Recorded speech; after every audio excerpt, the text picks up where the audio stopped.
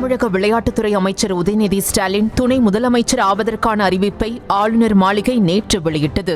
அதனைத் தொடர்ந்து நேற்று இரவே முதலமைச்சர் மு.க. ஸ்டாலினை நேரில் சந்தித்து அவர் வாழ்த்து பெற்றார். சென்னை மெரினா கடற்கரையில் உள்ள மறைந்த முன்னாள் முதலமைச்சர்கள் அண்ணா, கலைஞர் நினைவிடங்களுக்கு சென்று உதயநிதி ஸ்டாலின் மலர்தூவி மரியாதை செலுத்தினார்.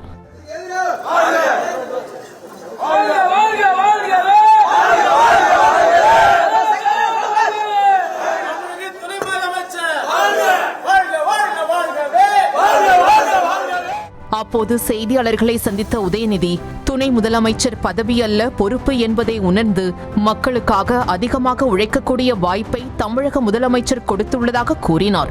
முதலமைச்சர், பொதுச் செயலாளர், மூத்த அமைச்சர்கள் மற்றும் தனக்கு வாழ்த்து தெரிவித்த அனைவருக்கும் நன்றியை தெரிவித்துக் கொள்வதாக கூறிய அவர், துணை முதலமைச்சர் ஆனதற்காக தன் மீது வைக்கப்படும் விமர்சனங்களை உள்வாங்கி தனது பணியின் மூலம் பதில் தருவேன் என்றார். தலைவருடைய வழிகாட்டுதலின் பேரில் மூத்த அமைச்சர்கள், அமைச்சர் பெருமக்கள் அவங்களுடைய ஒத்துழைப்போடு இதையும் சிறப்பாக செய்வேன். எனக்கு நம்பிக்கை இருக்கு. வருகின்ற விமர்சனங்களை நான் வரவேற்கிறேன். நான் உள்வாங்கிக் கொண்டு என்னுடைய பணிகளை அதன்படி சிறப்பாக அமைச்சுக்க நான் முயற்சி பண்றேன். நன்றி. தொடர்ந்து வேப்பேரியில் உள்ள தந்தை பெரியார், அன்னை மணியம்மையார் நினைவிடங்களுக்கு சென்று மலர் தூவி மரியாதை செலுத்திய உதயநிதி ஸ்டாலின் திராவிட கழக தலைவர் கி. வீரமணியை சந்தித்து வாழ்த்து பெற்றார்.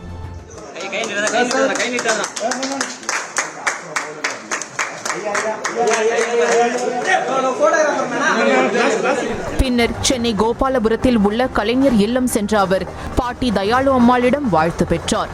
அங்கு அவருக்கு திமுக தொண்டர்கள் உற்சாக வரவேற்பு அளித்தனர்.